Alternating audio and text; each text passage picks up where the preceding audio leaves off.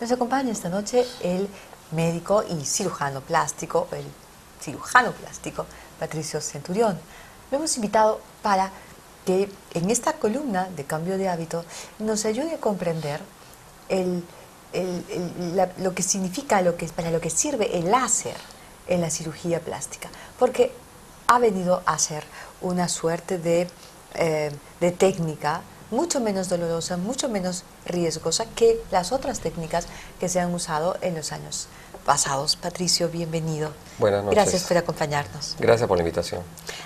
La mayoría de cirujanos plásticos hacen operaciones de liposucción. Correcto. Es decir, retiran grasa del cuerpo para ayudar a modelar el cuerpo. Pero ahora se usa, y hay muchos médicos también que están usando el láser. Y ya no se llama liposucción, sino lipoláser. Explíquenos cuál es la diferencia. La diferencia más importante es que con la técnica anterior, la grasa se veía como un enemigo y había que destruirlo para eliminarla. Entonces la técnica era un proceso mecánico. Era como romper una pared a punta de cincel y de martillo. Había que destrozarla, no había que preservar el ladrillo, el cemento, nada, había que romperla. Entonces era una técnica, bueno, y sigue siendo una técnica, la lipo convencional, muy traumática, porque así como destruía la grasa, destruía los tejidos del paciente. Por consiguiente, había mucho más dolor, mayores riesgos, los movimientos eran más toscos, más agresivos, y ahí es donde podía haber las complicaciones. Se daban complicaciones. Se dan complicaciones actualmente todavía. Lo que ha venido a hacer el láser es una tecnología que nos va a permitir eliminar la grasa de una manera menos traumática, disolviendo la grasa. Tenemos unas imágenes. Vamos con las primeras imágenes mientras nos haces la explicación. Claro, ahí en esa imagen justamente es una técnica que hemos presentado y hemos descrito. Se pone una solución de suero frío en la parte más baja de la grasa. Hemos dividido didácticamente la grasa en 3 capas, ¿no? Y casi es a un tiempo real lo que se ve ahí, los movimientos de la luz del láser. El láser en la capa más profunda de la grasa, por encima de la solución fría que hemos puesto, va a comenzar a derretir la grasa. Entonces esa grasa pierde estructura y como que baja de nivel. Después se vuelve a pasar a nivel intermedio, porque la grasa normalmente tiene un espesor de 3 centímetros, estamos hablando de capas de 1 centímetro cada una, ¿no? Y después de la segunda capa vamos a hacer una pasada de láser también. Como se ve, se va desestructurando como unas columnas y va bajando. Y la tercera pasada la hacemos en una parte muy superficial, debajo inmediatamente de la piel, para estimular el colágeno, que eso no se producía mucho con la lipo convencional, ya que esa luz estimula las fibras colágenas y el organismo va a fabricar mayor elasticidad en la piel. ¿Y esa grasa se queda diluida? Queda diluida y con una ayuda de una jeringa y una cánula muy delgada, sin mayor esfuerzo, se retira la grasa derretida. Ajá, se retira la grasa. Se retira la grasa. Esa es la gran diferencia. Entonces no se maltrata la grasa en ningún momento. Y no se maltrata el cuerpo, ni y los tejidos del cuerpo. Como yo siempre digo, si la tecnología del láser no daña el adipocito, o sea, la célula grasa, tampoco daña a mi paciente. Claro. Ahora, ¿el láser es una luz? Es la concentración de alguna manera de haces de luz, ¿no? Y lo que es importante saber es que hablar de láser es como hablar de carros. Hay carros que son para llevar 8 pasajeros, otro para 2 pasajeros, otros para ir a 200 kilómetros por hora. No se debe hablar solo de láser, sino se debe especificar qué longitud de onda. Para hacer una analogía, para que la gente entienda, con las ondas de radio. Tenemos en el radial desde 88.9, que hay música de recuerdo, en la longitud de onda 90 de repente hay música criolla, en la 102 hay rock en español. Cada onda tiene una especificación en relación a la música. En el láser, cada longitud de onda puede ser 890, 920, 1210. Cada una longitud de onda tiene un objetivo específico. Así como hay un tipo de música diferente, hay una afinidad para, digamos, no el público que nos va a escuchar, sino el tejido que nos va a absorber la luz. Entonces, lo que se ha creado hasta hace 3 años, hasta hace 2 años, había equipos de láseres que tenían mucha afinidad por el agua. Entonces, lo que hacía era buscar, una vez que lo aplicábamos a nivel de la grasa, buscaba el agua que estaba dentro de la célula. Y al buscarla, la explotaba. Entonces destruía, había lo que se llama lisis, lipólisis es destrucción de la grasa. Nosotros comenzamos a estudiar hace un poco más de 2 años y nos basamos en un investigador americano, el doctor Anderson, que mostraba una longitud de onda que tenía afinidad por la grasa. Entonces nos parecía lógico, como no hay que ser muy inteligente para esto, ¿por qué no utilizar una longitud específica para la grasa y no para el agua? porque agua hay en muchos tejidos, pero la grasa solo a nivel del tejido celular subcutáneo. Entonces comenzamos a aplicar esta tecnología que había sido solo experimentada en forma laboratorio, comenzamos a aplicarla primero con tejidos de laboratorio y posteriormente aplicada. Y lo que encontramos fue de que la afinidad por la grasa significa respeto a la grasa en un 100%. No la destruyo. La elimino, la disuelvo, pero no la destruyo.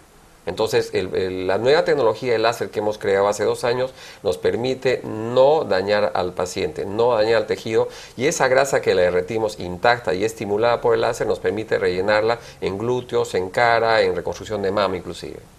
Inclusive en reconstrucción de Sí. mama. Es decir, la grasa deja de ser un enemigo. Exactamente. ¿Y cómo se hace ese relleno? Cuando nosotros pasamos el láser, como se vio en esa animación, esa grasa derretida es casi la consistencia de un yogur. Entonces, esa consistencia casi líquida es la que nos permite a través de una inyección y unas cánulas especiales inyectarla, por ejemplo, en el caso de que la paciente haya sufrido una mastectomía parcial o total, se puede utilizar la grasa del propio paciente para hacer un relleno sin necesidad de colocar una prótesis que es un cuerpo extraño. Claro.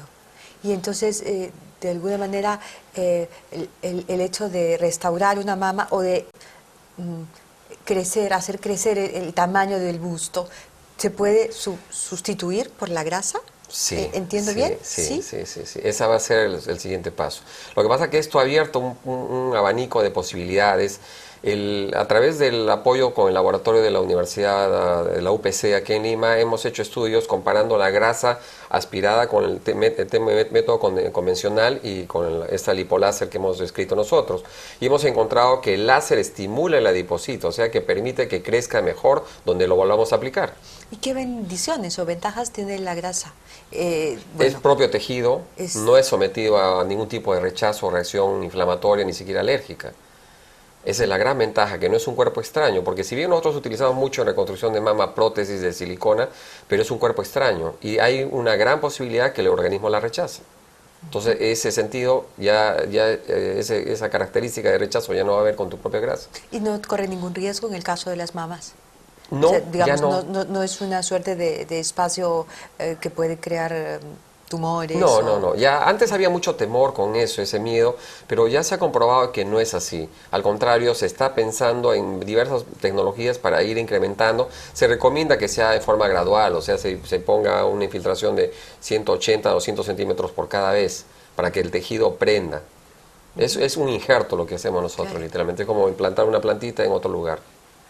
Eso es realmente muy novedoso, muy sí. interesante. Entonces, es dejar la grasa de ser una enemiga. Deja de ser una enemiga para ser una amiga prácticamente. Sí, y hay otros estudios que más adelante voy a dar a conocer a través del laboratorio que estamos haciendo de biología, que estamos descubriendo que todas las células presentes en el tejido graso son estimuladas.